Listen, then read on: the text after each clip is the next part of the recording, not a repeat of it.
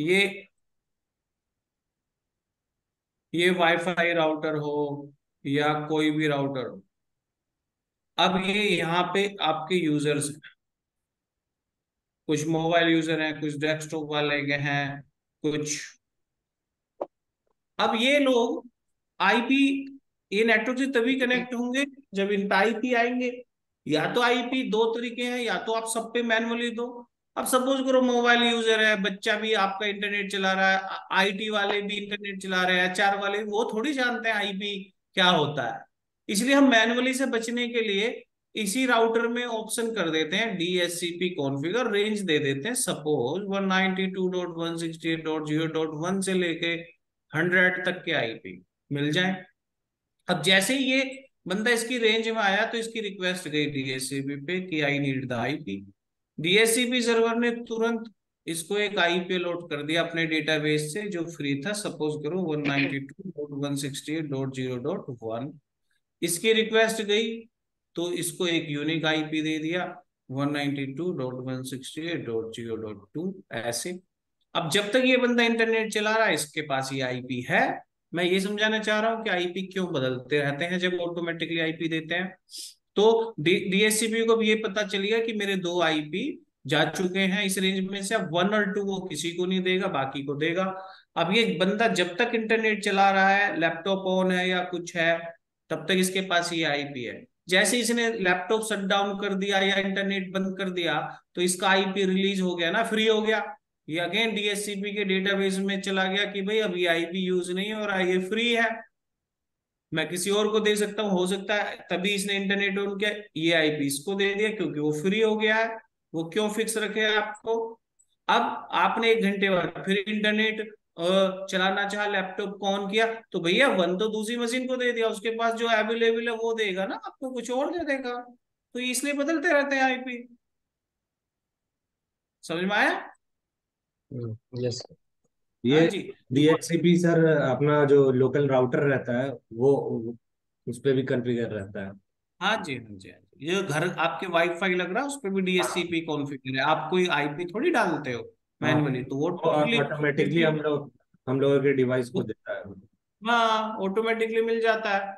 और वो आईपी जब तक ही आपका है, जब तक आप उस पर काम कर रहे हो, जैसे ही आप बंद करोगे वो आईपी खाली होगा, अगेन डीएचसीपी के पास चला गया, वो किसी और को देगा जो भी से मिलेगा। फिर आप दोबारा से नेटवर्क में आए तो ऑब्वियसली वो दूसरा आईपी देगा, क्योंकि वो तो उसने किसी और को दे दिया, जरूरी थोड़ी है वही मिलेगा। घुमा फिरा के ये क्लियर। जो रेंज है इसमें से ही देगा डीएचसीपी। हाँ इसमें से ही देगा जो खाली है।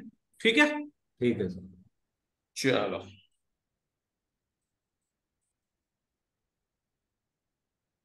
ना, तो हम जो आईपी पढ़ रहे हैं इसको रोज थोड़ा थोड़ा ही पढ़ेंगे, बेसिक आइडिया हो गया आईपी का। अब इसके आगे चलेगी सब्जेक्टिव, तो पर क्लास में 15 मिनट ही पढ़ाऊंगा। अगर आप नोट प्रॉपर बना रहे हैं तो सिर्फ आईपी ताकि एक जगह ही आ जाए, इसलिए 7-8 पेज छोड़ देना, इवन 10 पेज छोड़ देना, 10 पेज में आईपी आएगा, रोज धीरे धीरे पढ़ाऊंगा। और साइड बाय साइड में एन प्लस के जो बाकी टॉपिक है उनमें से एक एक दो दो निकालता रहूंगा। 3-4 दिन में आपका एन प्लस भी खत्म हो जाएगा और 3-4 दिन में आपको आईपी भी समझ में आ जाएंगे। तो एन प्लस का हम एक और टॉपिक लेके चल रहे हैं, नेटवर्क डिवाइस। आईपी में आज इतना ही रखेंगे, कल इससे आगे फिर शुरू करेंगे ताकि बोरिंग ना हो जाए। 10 पेज छोड़ दूं सर? हाँ जी, 10 पेज में आएगा आईपी अभी। ठीक है। My next topic is network device. जब हम अपना नेटवर्क को एक्सटेंड करते हैं, बड़ा करना चाहते हैं, तो हमें कुछ नेटवर्क डिवाइसों की जरूरत पड़ेगी, लाइक जैसे एक्सटेंशन बोर्ड एंड ऑल। तो हमारे यहाँ पे नेटवर्क डिवाइस के ऑप्शन है, हब है, स्विच है, राउटर है, फायरवॉल है। ये हमारी नेटवर्क डिवाइस है। कौन सी डिवाइस मैं कहाँ लगाऊंगा, कौन सी कहाँ लगानी चाहिए, ये मुझे तब पता चलेगा जब मुझे इन डिवाइसों का काम करने का तरीका पता होगा। इंटरव्यू में यहाँ से एक क्वेश्चन भी आता है, what is the difference between hub switch and router.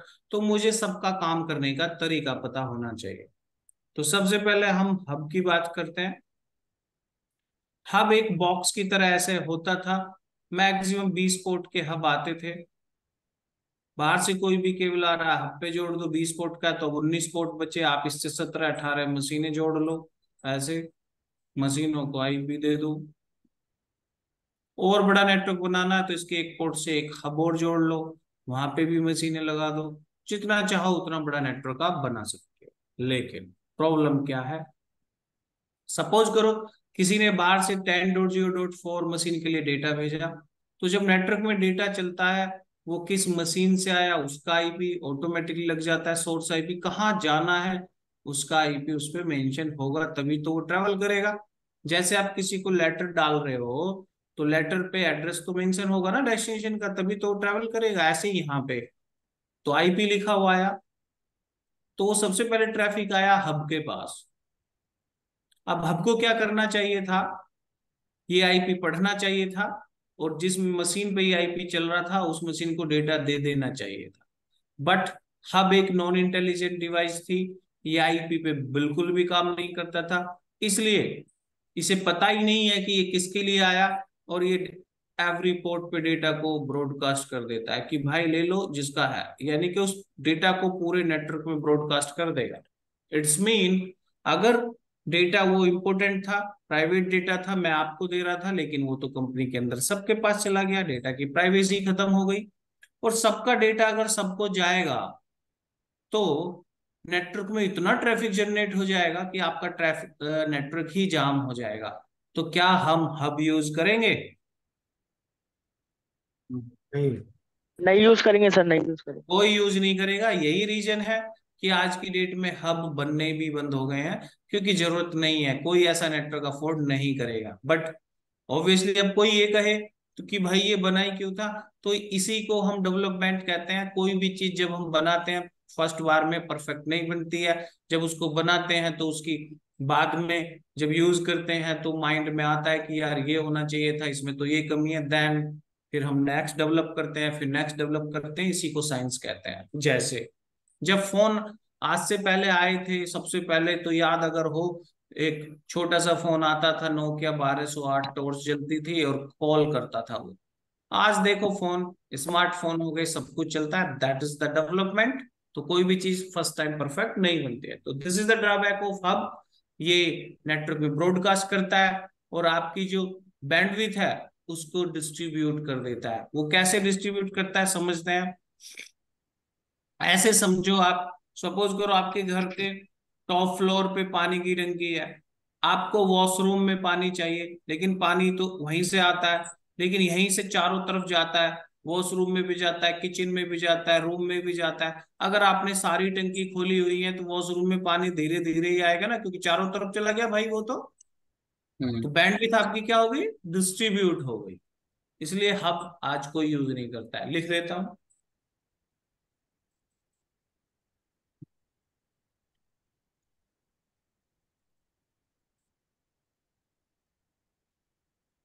Non intelligent device, it does not work on IP address.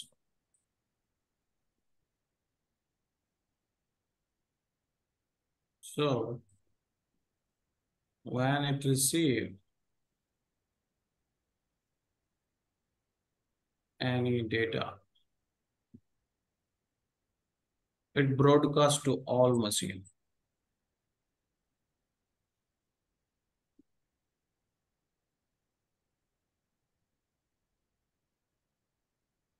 and it also share the bandwidth। आपकी बैंडविड्थ को शेयर कर देता है, इसलिए हम हब को यूज नहीं करेंगे।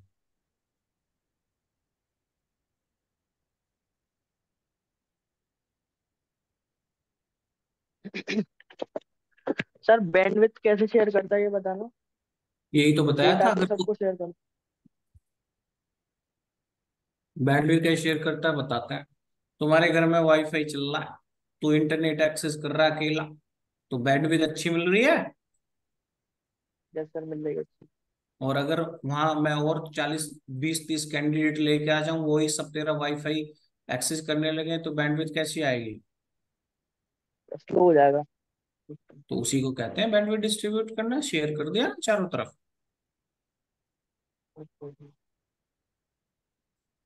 जब डेटा आया था तेरे लिए, लेकिन कंपनी में है 100 एम्प्लॉय, मैं 100 के 100 को भेज रहा हूँ उसी डेटा को, तो जाएगा तो नेटवर्क पे, तो बैंडविड्थ डिस्ट्रीब्यूट होएगी या नहीं होएगी?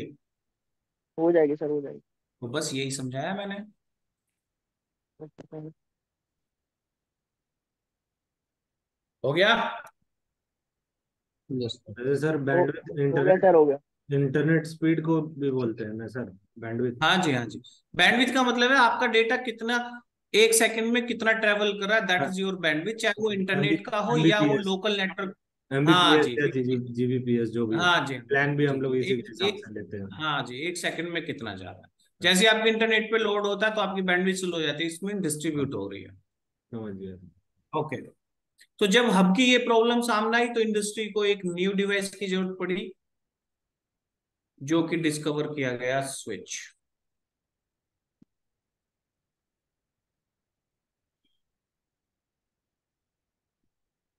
स्विच देखने में ऐसे ही होते हैं, बट पोर्ट अच्छे आते हैं इसमें, 16, 24, 48, मैक्सिमम 60 पोर्ट तक के स्विच हैं। अगेन टोपोलॉजी ऐसे ही बनेगी, मशीनों को ऐसे ही कनेक्ट कर दो, मशीनों को आईपी दे दो ना। स्विच को बहुत इंटेलिजेंट डिवाइस बनाया गया। स्विच आईपी पे भी नहीं, आईपी से भी स्ट्रांग चीज पे काम करता है। आईपी तो एक लॉजिकल एड्रेस है जिसे जब चाहे हम बदल सकते हैं। जैसे कि आपने देखा भी, डीएससीपी ऑटोमेटिकली आईपी देता है तो बदलता भी रहता है आपका आईपी। आईपी तो जस्ट ऐसे है जैसे आपके फोन में एक सिम पड़ा है, मैं आपसे उस नंबर से बात कर रहा हूँ, दैट इज योर आईपी। आप उस सिम को निकाल के फेंक दीजिए, दूसरा सिम डाल दीजिए, तो आपका तो आईपी बदल गया। लेकिन क्या आप अपने फोन का आईएमआई नंबर बदल पाएंगे? नहीं, नहीं ना। नहीं, यस। क्यों? क्योंकि वो हार्डवेयर एड्रेस है आपके फोन का, उसको आप चेंज नहीं कर सकते। तो फिजिकल है। दुनिया में जो भी, हाँ जी, दुनिया में जो भी हार्डवेयर बनता है, चाहे वो फोन है, चाहे वो लैपटॉप है, चाहे हवाई जहाज है, कुछ भी है, कोई पार्ट है, उसको बनाने वाली कंपनी उसको एक हार्डवेयर नंबर असाइन करती है, जिसको हम डिफरेंट डिफरेंट चीजों से जानते हैं। फोन में उसको आईएमआई नंबर बोलते हैं, किसी में उसको सीरियल नंबर बोलते हैं, किसी में कुछ, किसी में कुछ। ऐसे ही दुनिया के एवरी लैपटॉप और डेस्कटॉप का भी एक हार्डवेयर एड्रेस होता है, जिसे हम कहते हैं मैक एड्रेस, जिसे हम और आप नहीं बदल सकते। सिस्टम का जो मैक एड्रेस होता है 48 बिट का होता है। अब स्विच को पावर ऑन करो, मशीन लगाओ, पावर ऑन करो, तो कुछ नहीं करना है, स्विच का ये डिफॉल्ट बिहेवियर है। स्विच एक प्रोटोकॉल की हेल्प से, एआरपी, एड्रेस रिजोल्यूशन प्रोटोकॉल की हेल्प से, ये प्रोटोकॉल क्या करती है, अगर हमें किसी का आईपी पता है तो उसका मैक बता देगी, और मैक पता है तो उसका आईपी पता लगा लेती है। तो स्विच इस प्रोटोकॉल की हेल्प से जितनी भी उस पे मशीन कनेक्टेड है, उन सारी मशीनों का मैक एड्रेस पता लगा लेता है खुद से, और अपने माइंड में, ताकि उसको याद रहे, एक डेटाबेस बनाता है जिसे कहते हैं हम मैक टेबल। जब हम स्विच पे काम करेंगे तो आपको दिखाएंगे। तो स्विच एक मैक टेबल बना लेता है, डेटाबेस। और इस मैक टेबल में क्या रखता है,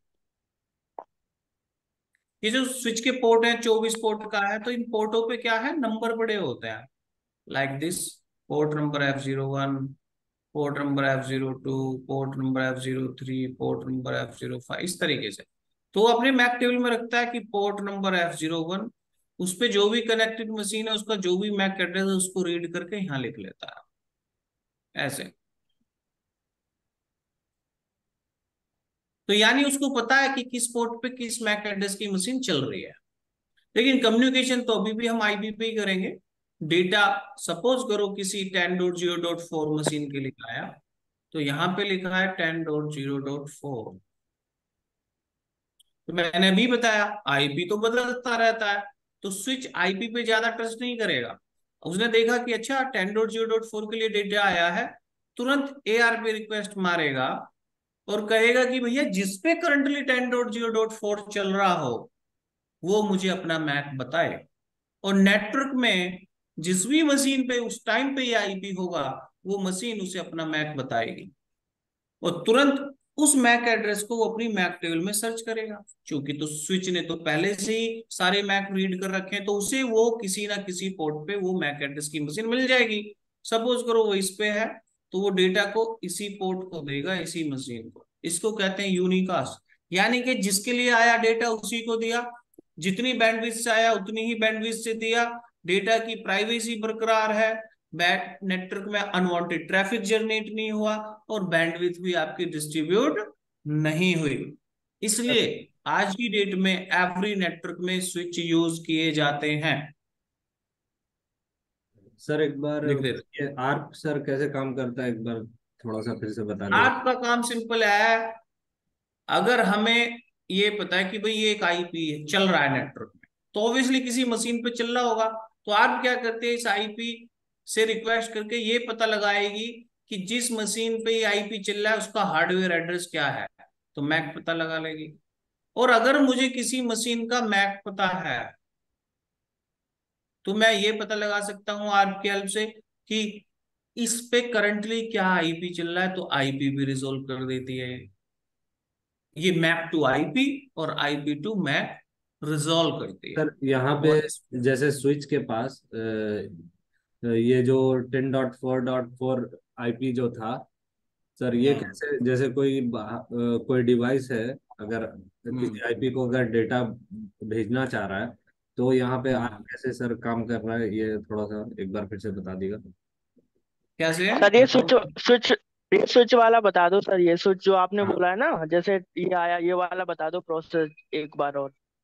ये जैसे स्विच स्विच वाला। है ठीक इसमें है, सर, ये डिवाइसेस लगी हुई हैं, ये वाला बता दो एक बार। वही बता, वही बता। हम्म। फिलहाल अभी इतना समझ लो, स्विच कैसे काम करता है। मैक एड्रेस पे काम करता है भैया।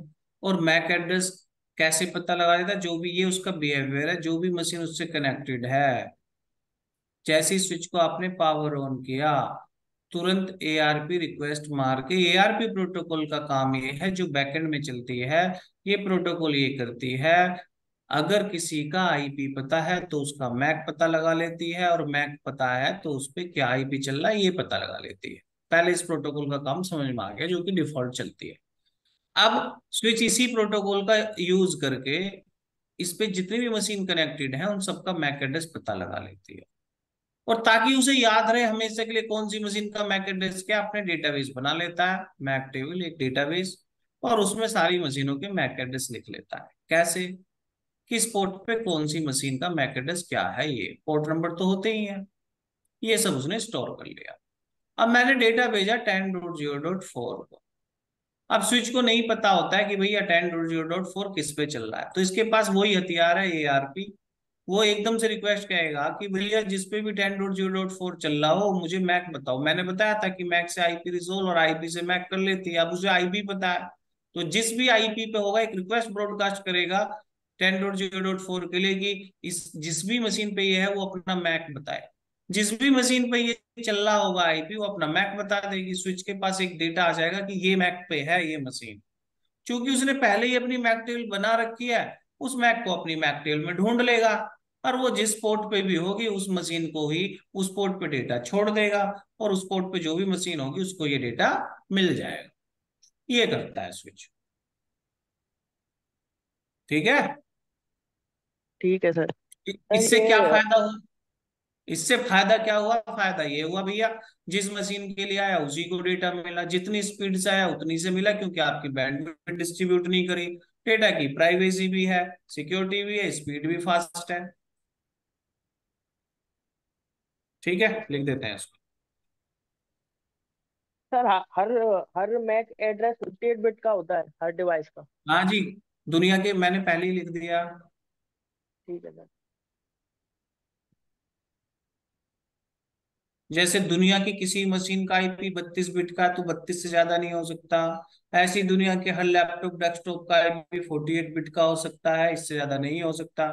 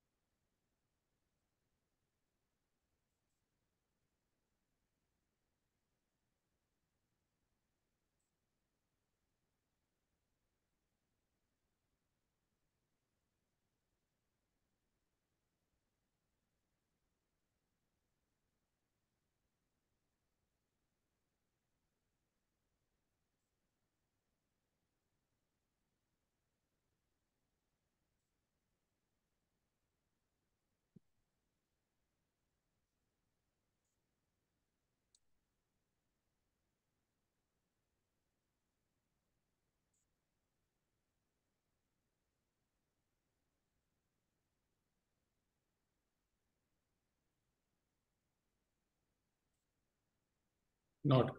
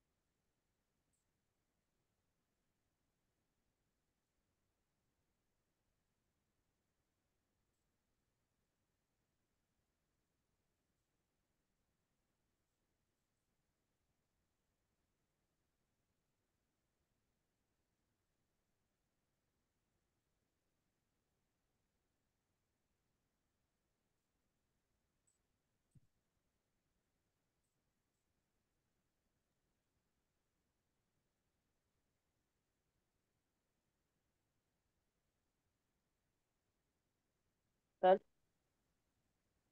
हाँ जी। सर। अरे बोलो, सर सुन रहा आपने, हूँ।